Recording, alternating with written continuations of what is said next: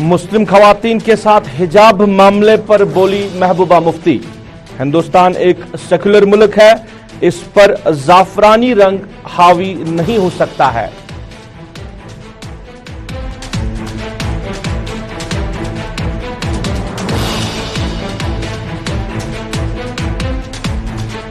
हदबंदी commission जल्द ही associate मेंबरान को अबूरी report कर सकता है पेश। अरकान के एतराजात के बाद ही रिपोर्ट का मसवदा पब्लिक में आएगा। हदबंदी कमीशन की तौसी मुद्दत 6 मार्च 2022 होगी खत्म।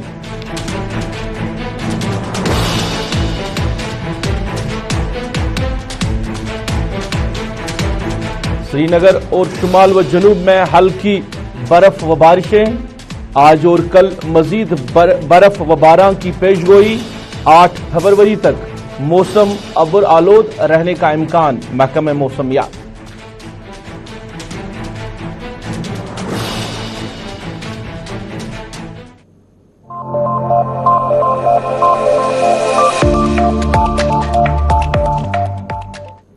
अस्सलाम वालेकुम नाज़रीन, सफर के 4 बजे हैं। आप गुलिस्तान के श्रीनगर स्टूडियो से बराह रास्त स्पेशल रिपोर्ट देख रहे हैं। मैं हूं आपका मेजबान रऊफ फारूकी। स्पेशल रिपोर्ट में सबसे पहले बात करेंगे, साबिका वजीर आला व पीडीपी सदर महबूबा मुफ्ती आज लार गांदरबल गई थी। साबिका वजीर मरहूम काजी अफजल की अहलिया जिनका इंतकाल पिछले दिनों हुआ था, उनके घर ताजियत के लिए गई थी। इस मौके पर उन्होंने मीडिया के नुमाइंदों से भी बात की।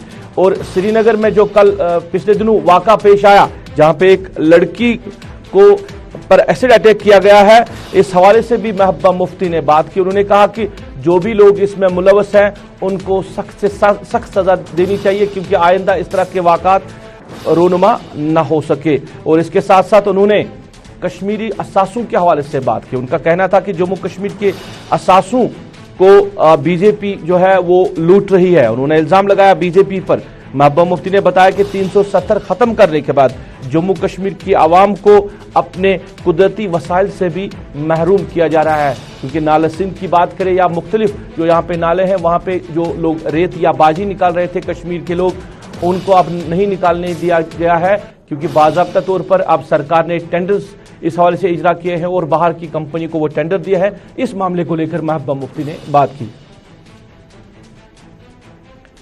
चलिए, एसिड अटैक के हवाले से भी महबूबा मुफ्ती ने बात की और उन्होंने कहा कि जो भी लोग इसमें मुलव्वस हैं उनको सख्त से सख्त सजा मिलनी चाहिए, क्योंकि आइंदा इस तरह के वाक़ात इस वादे कश्मीर में, इस पिरवर में रोनुमा न हो। इस हवाले से उन्होंने कहा कि जो भी लोग मुलव्वस हैं उनको सख्त से सख्त सजा मिलनी चाहिए।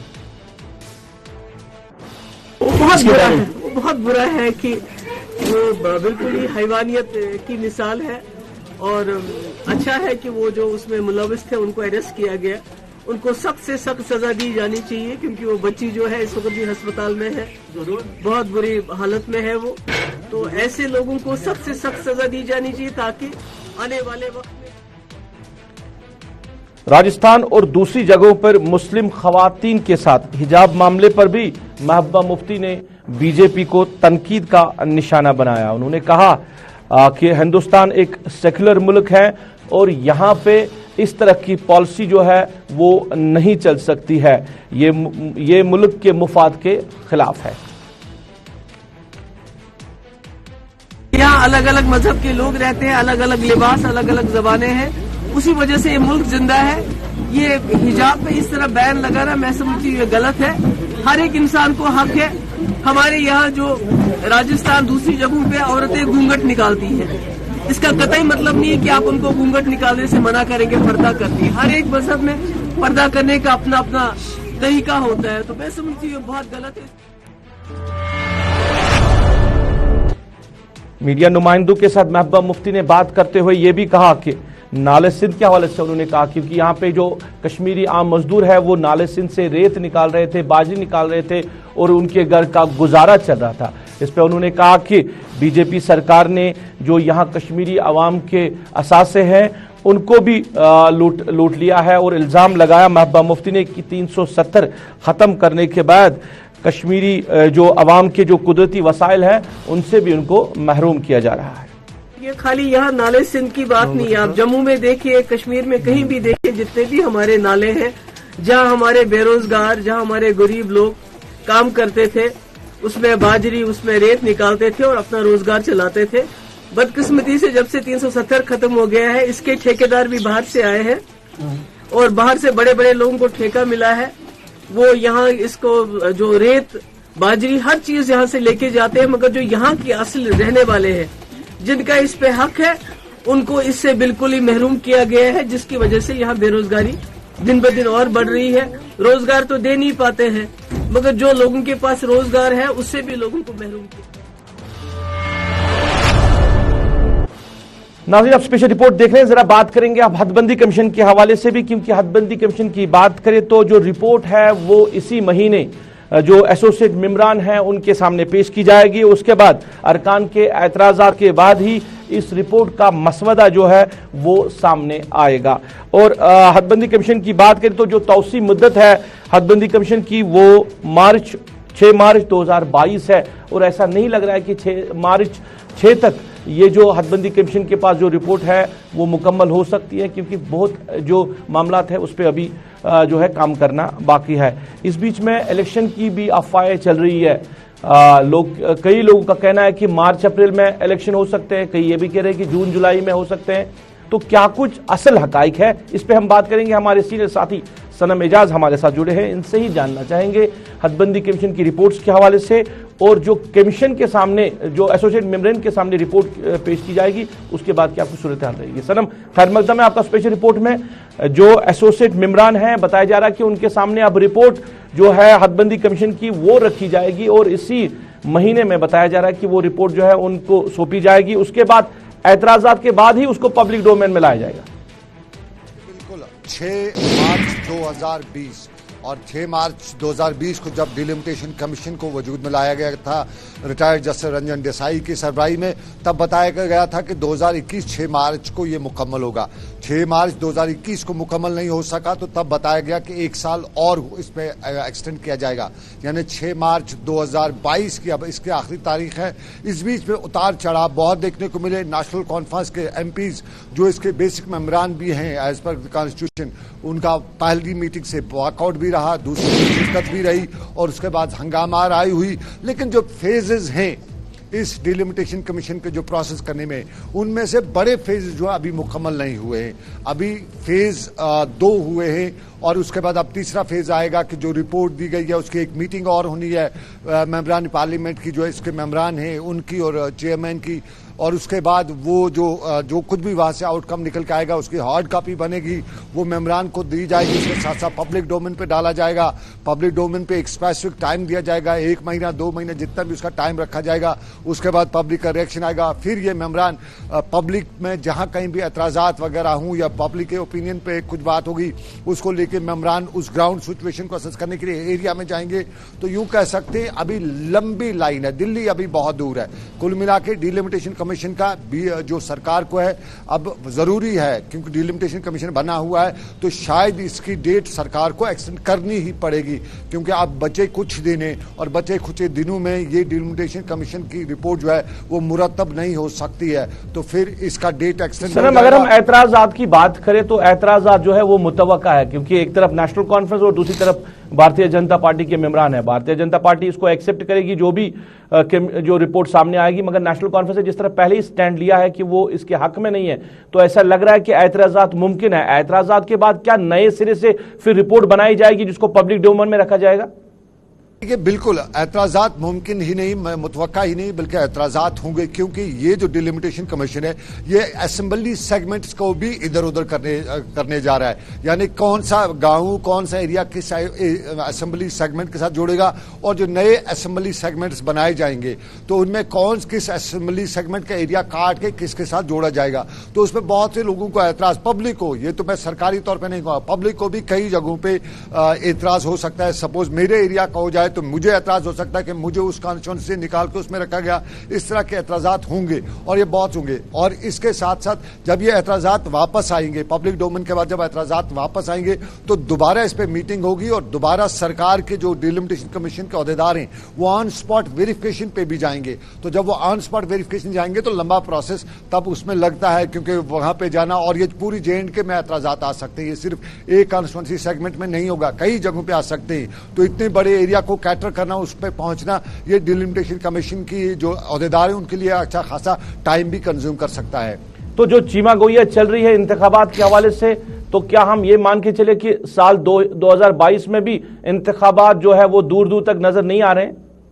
دیکھیں, انتخابات کرنے کی دو وجوہات ہو سکتی ہیں. یا کہ سرکار یہاں پہ بڑا لا اینڈ آرڈر معاملہ ہو, پھر کہیں نہ کہیں انٹرنیشنل پریشر ہو گورنمنٹ پہ, دلی پہ, کہ کشمیر میں پریزیڈنٹ رول چل رہا ہے تو انتخابات کرا دیا. ایسا نہ کچھ ہے نہیں, دور دور تک ایسا کچھ دکھائی نہیں دے رہا ہے. اور اس کے بعد اگر کہیں تو یہاں سرکار چلا رہی ہے, تو خود یہاں پہ سرکار چلا رہی ہے, دلی آرام سے چلا رہی ہے. تو انتخابات کی دلی کو بھی کوئی جلدی نہیں ہے. اور پھر اگر اس کے بعد ہم دوسری بات کہیں, ڈیلیمیٹیشن کمیشن جو ہے اس پر انتخابات ڈیلیمیٹیشن کمیشن کی رپورٹ کے بعد ہی ہوں گے.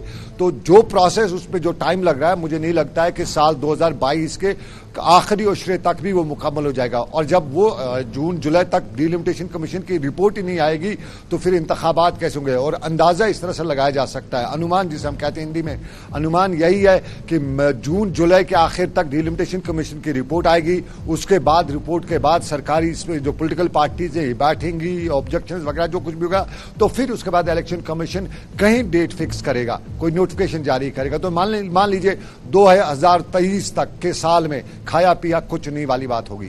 چلے سنم, بہت بہت شکریہ تفصیلات دینے کے لیے. ہمارے سینئر ساتھی سنم اعجاز بات کر رہے تھے ڈیلیمیٹیشن کمیشن کے حوالے سے. جو تفصیلات اب سامنے رکھی جائے گی پبلک کے سامنے یا ایسوسیٹ ممبران کے سامنے, اس کے بعد جہاں پہ چیما گوئی چل رہی تھی انتخابات کے حوالے سے, اس بات پہ تفصیل دے رہے تھے ہمارے ساتھی سنم اعجاز.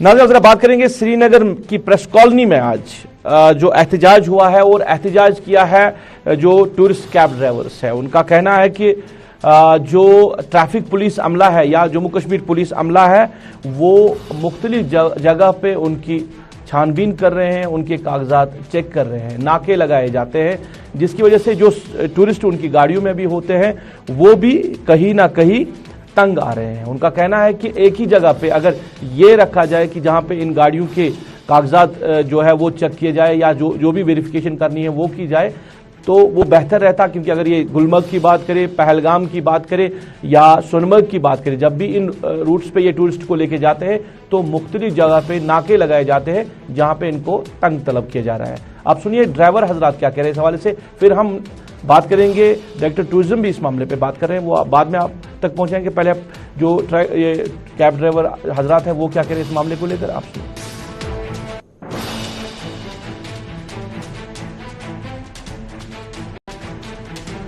ہمارا یہ ہم ٹورسٹ ڈرائیورس ہیں, ہمارا پروٹیسٹ یہ ہے کہ ہم آئی جی اور ایس ایس پی ٹریفک صاحب سے یہ گزارش کرتے ہیں کہ اگر آپ کو ہماری گاڑی کا ڈاکیومنٹ دیکھنا ہے, جو ہمارا یلو پلیٹ گاڑیاں ہیں, ٹیکسیز ہیں, وہ ہمیں ایک جگہ پہ دیکھو. اگر ہم گلمرگ کے لیے روانہ ہوتے ہیں تو ایک جگہ پہ ہمارے ڈاکیومنٹ چیک کر کے ہمیں الاؤ کیجیے. 5 ناکے لگانے کی کیا ضرورت ہے, 6 ناکے لگانے کی کیا ضرورت ہے. ایک جگہ پہ اگر چیک ہو جائے گا تو وہ سارا ہی چارج آن لائن ہے سارا. گلمرگ میں بھی وہی حالت, پہلگام میں بھی, سونمرگ میں بھی وہی حالت. یہ آئی جی صاحب سے ہم گزارش کرتے ہیں کہ ہمیں 5 جگہ پہ نہ روکیں, جس سے ہمارا ٹورسٹ بھی ہراسمنٹ ہوتا ہے اور ہم ساتھ میں ہوتے ہی ہوتے ہیں. اور دوسری بات ہے کہ پرائیویٹ گاڑیاں ہمیں بند ہوں.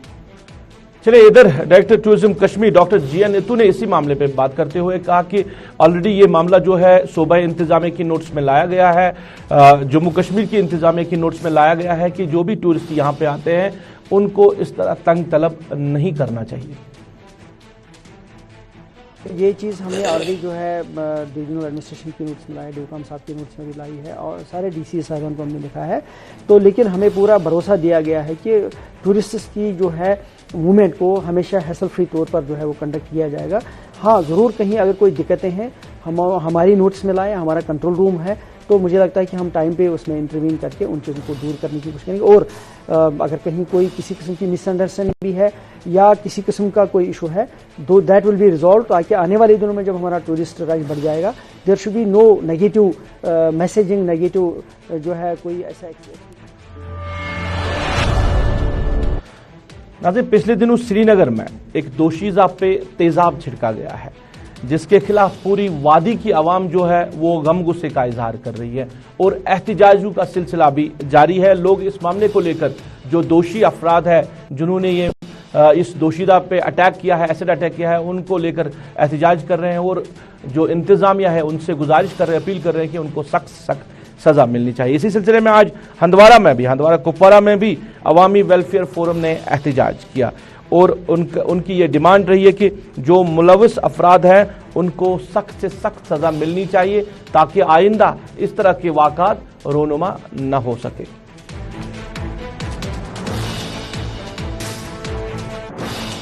دیکھیے سر, پرسوں سری نگر میں ایک دردناک اور شرمناک حادثہ ایک پیش آیا کہ ایک ہماری بہن پہ ایک ایسڈ پھینکا گیا. So we are here, we are protesting against the acid attack on a young woman at Srinagar. We simply demand justice for the victim and exemplary punishment to the criminals for this inhuman act. They should be hanged till death for this inhuman act. ہماری جو کہ یہ acid attack ہوا سر, ہم یہی چاہتے ہیں کہ جو یہ کلپریٹ سے ان کو ہینگ کیا جائے ایز سون ایز پاسبل, کیونکہ کل ہماری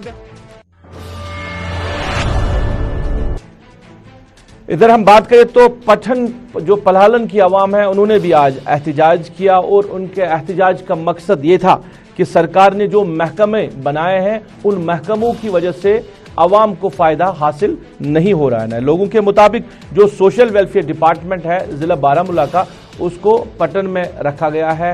بازار طور پر وہاں پہ شاخ رکھی گئی ہے ان کی, جہاں پہ لوگ جو ہے اپنے معاملات لے کر جاتے ہیں. مگر جو ICDS محکمہ ہے وہ جو پلہالن کی عوام ہے ان کو اس کے لیے بانڈی پورہ جانا پڑ رہا ہے, وہ بانڈی پورہ میں رکھا گیا ہے جس کی وجہ سے لوگوں کو مشکلات ہیں. اور دونوں محکموں میں تال میل نہ ہونے کی وجہ سے جو مختلف سکیمیں لائی گئی تھی یہاں کے غریب عوام کے لیے, ان سکیموں سے عوام کو فائدہ حاصل نہیں ہو رہا ہے.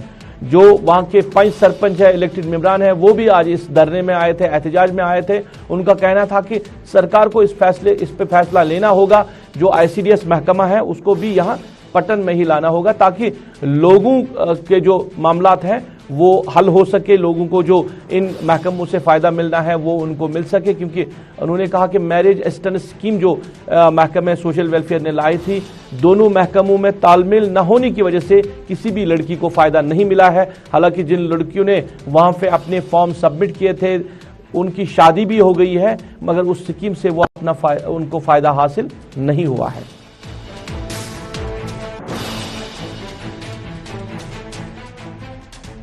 کہ اگر دیکھا جائے یہ جو ICDS ڈپارٹمنٹ ہے جس کو ہم یہ آنگن واڑی ورکر بول رہے ہیں, ان کی جو کام ہے لوگوں کے ساتھ ہے, تو یہ جو ریزولیشن وغیرہ ان کی جو بنتی ہے, چاہے ان میں یہ میرج اسسٹنس ہو یا آگے جو کیا کہہ رہے ہیں اس کو یہ اولڈ ایج وہ جو پینشن مل رہا ہے 60 سال کے بعد, جو یہ فارم بنا رہے ہیں وہ یہ کہہ رہے ہیں کہ ہم لوگ یہاں سے بنا رہے ہیں, مطلب پلہالن میں جتنی بھی یہ سینٹر ہے یہ یہاں سے بنا رہے ہیں, یہ بعد میں جاتا ہے سنبل ہو کے بانڈی پورہ جاتا ہے, تو بانڈی پورہ سے آج تک کبھی واپس نہیں آیا. اس حساب سے ہم لوگ یہاں پہ مطلب جتنی بھی یہ جنتا یہاں پہ ہے یہ پریشان ہے, یہی چاہتے ہیں کہ اس کو اگر مطلب تحصیل پٹن. چلیے ناظرین, اب ذرا موسم کے حوالے سے بھی بات کریں گے. سری نگر اور شمال و جنوب میں ہلکی برف باری اور بارشوں کا سلسلہ جاری ہے, اور آج اور کل کی اگر بات کریں تو محکمہ موسمیات کے مطابق مزید جو برف باری و بارشیں ہوگی یہ پیشگوئی کی ہے محکمے نے. اور اس کے ساتھ ساتھ ان کا یہ بھی کہنا ہے کہ 8 فروری کے بعد ہی یہاں پہ موسم میں تبدیلی کے امکان نظر آ رہے ہیں. ڈپٹی ڈائریکٹر محکمہ موسمیات کیا کہہ رہے ہیں اس حوالے سے ہم آپ تک پہنچا رہے ہیں. جی, جیسے پیش گوئی تھی ہماری پہلے سے ہی 2-3 تاریخ کو جو ہے ہلکی سے لے کے درمیانی درجے کی بارشیں اور بالائی علاقوں میں درمیانے درجے کی برف باری کے چانسز تھے جیسے ہمارا فورکاسٹ پہلے تھا. تو رک رک کے برف باری اور بارشوں کا سلسلہ جو ہے جاری ہے, خاص کر میدانی علاقوں میں بارشیں اور پہاڑی علاقوں میں برف باری. اور وہیں جموں صوبے کی اگر ہم بات کریں گے تو وہاں پہ بھی ہلکی سے لے کے درمیانے درجے کی بارشیں جو ہے بالکل صبح سے کنٹینیوسلی چل رہا ہے, خاص کر جموں کے میدانی علاقوں میں. اور बालाई इलाकों में वहाँ पे भी हल्की बर्फबारी चल रही है। तो ओवरऑल जो ये सिस्टम खासकर वादी की अगर हम बात करेंगे तो आज लेट इवनिंग तक जो है ग्रेजुअल इंप्रूवमेंट होगा और जम्मू साइड में कंटिन्यू रह सकता है। आज लेट नाइट या टुवर्ड्स अर्ली मॉर्निंग तक कंटिन्यू रहेगा और कल 10-11 बजे से वहाँ पे भी इम्प्रूवमेंट होगा खासकर जम्मू डिवीजन में। और मौसम जो है लगभग 6 तारीख शाम तक जो है खुशगवार रहेगा। 6-7 के बीच में एक स्पेल फिर से होगा, लाइट स्पेल ही होगा 6 शाम से लेकर 7 दोपहर तक। फिर 8 को एक और वेस्टर्न डिस्टर्बेंस आ रहा है जिसके कारण जो है हल्की बारिशें बर्फबारी फिर से चांसेस हैं। थोड़ा सा क्लाउडी रह सकता है मैदानी कुछ एक जगहों पे मैदानी इलाकों में। और उसके बाद लगभग 11 तारीख शाम तक जो है मौसम बिल्कुल खुशगवार रहेगा। तो अभी फिलहाल कोई सिग्निफिकेंट वेदर सिस्टम नहीं है जिसमें हैवी स्नोफॉल या रेनफॉल का कोई प्रिडिक्शन है, ऐसा कुछ भी नहीं है। तो 11 तारीख तक जो है बीच बीच में छोटे छोटे WDs आते रहेंगे तो मौसम। नाज़रीन, मरकजी सरकार की मावनत से प्राइम मिनिस्टर ग्राम सड़क योजना जो है इसके तहत मुख्तलिफ इलाकों में सड़कें तामीर करनी है और सड़कें तामीर भी हुई है। लोगों से ज़मीनें ली गई थी सड़कों को तामीर करने के हवाले से और फिर इलाकों में सड़कें बनाई गई है। बांडीपोरा के दर्जनों इलाके के जो लोग हैं, गांव के लोग हैं, उन्होंने आज DC ऑफिस बारामूला के बांडीपोरा के बाहर एहतजाज किया। लोगों का कहना है कि जो प्राइम मिनिस्टर सड़क योजना के तहत उनसे ज़मीन ली गई थी सड़कों को तामीर करने के हवाले से, मगर जो लोगों से ज़मीन ली गई थी अभी तक उनको मुआवजा नहीं दिया गया है। अगरचे मुख्तलिफ इलाकों में सड़कें बनाई भी गई है मगर जो उनको मुआवजा मिलना था वो मुआवजा अभी तक उनको नहीं दिया गया है।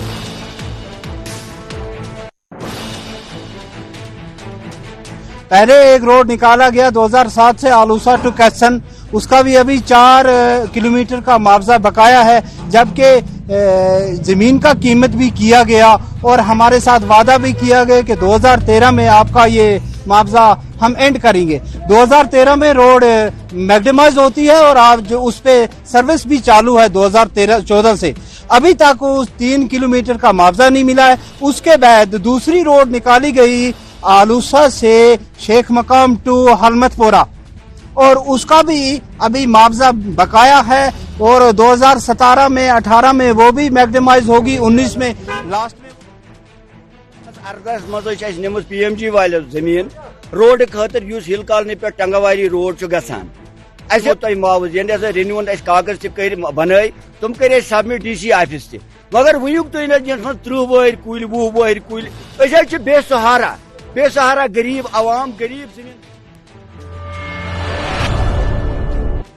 नाज़रीन, जिला बारामूला के उड़ी इलाके में सब डिवीजन उड़ी में आज जो मुंतखब नुमाइंदे यानी 5 सरपंच या BDC मेंबरान हैं उन्होंने एहतजाज किया और एहतजाज का मकसद था कि जो BDO उड़ी है उनकी तब्दीली को लेकर उन्होंने इंतजामिया से कहा है कि जो BDO उड़ी है उनकी तब्दीली को जल्द से जल्द रोका जाए और अगर सरकार की तरफ से ये फैसला वापस नहीं किया गया है, इसको नहीं रोका गया है, तो सारे जो मेंबरान हैं वो अपने ओहदों से इस्तीफा दे सकते हैं।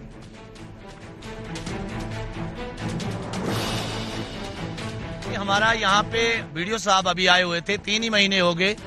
BDO जो नवीद साहब हैं उड़ी में आए, सर जितना काम हम 2 साल से नहीं कर पाए उतना काम उन्होंने 2 महीने में किया और इतना जबरदस्त काम कर रहे थे, पंचायत को इतनी रेस्पेक्ट दे रहे थे और अभी हमें पता चलने लगा था कि हाँ पंचायत है। हमारे पिछले 2 साल बिल्कुल बेकार हुए क्योंकि काम नहीं हुए हल्कों में। तो आज सरकार ने यहाँ से जो अच्छा आदमी उड़ी में आता है, हम बॉर्डर पे रहने वाले लोग हैं, अगर कोई काम करने वाला अफसर आता है उसे सरकार रातों रात उठा लेती है। हमारी सर ये डिमांड है कि इस BDO को जो लोकल है यहाँ का नवीद साहब उसे वापस न जाने दिया जाए। अगर उसको वापस ये लोग भेज रहे हैं तो हम आपसे वादा करते हैं, एक होता है कहना सर, दूसरा होता है प्रैक्टिकली। हम 13 के 13 जो नाज़रीन, आखिर पे हमारी तरफ से एक इल्तिजा है यहाँ की आवाम के, जम्मू कश्मीर की आवाम के लिए। ये जो तस्वीर आप देखेंगे ये दाऊद अहमद वानी की है। दाऊद अहमद वानी, इसका ताल्लुक चकाले खान सबदन इलाके से है और मुहल्लिक मुजर में ये मुब्तला है। ये 9 बहनों का इकलौता भाई है और जो घर में जो कुछ उनके पास ज़मीन ज़्यादा थी वो इन्होंने बेच दी है इसके इलाज के लिए, मगर इलाज मुकम्मल न हो सका। ये मुहल्लिक बीमारी में मुब्तला है और इन्होंने आवाम से गुजारिश की है कि इनको मदद की जाए ताकि ये इस جو اپنا ان کا لختی جگر ہے اس کا علاج کر سکے. اور ڈاکٹرز نے کہا کہ اگر وقت پہ اس کو علاج مل سکتا ہے تو اس کی جان بچ سکتی ہے. تو ہماری طرف سے بھی گزارش ہے عوام کو کہ یہ جو داؤد احمد وانی ہے اس کو امداد کرے, اس کی مدد کرے. اکاؤنٹ نمبر جو ان کا خود کا اس کے والد کا ہے وہ ہم آپ تک پہنچانا چاہیں گے. 056110002709 یہ اکاؤنٹ نمبر ہے جو اس کے والد کا ہے, داؤد وانی کے والد کا ہے. اس اکاؤنٹ نمبر میں اگر آپ ان کی مدد کرنا چاہتے ہیں تو اس اکاؤنٹ میں وہ جو پیسہ روپے ہے وہ جمع کرے. اس کے ساتھ ساتھ ٹیلی فون نمبر بھی انہوں نے دیا ہے. ٹیلی فون نمبر پہ بھی آپ ان کو کال کر سکتے ہیں اور ان کو آپ مدد کریے. اس نوجوان کی جان بچانے کے لیے آپ سے گزارش کی جا رہی ہے کہ آپ سامنے آ جائیں.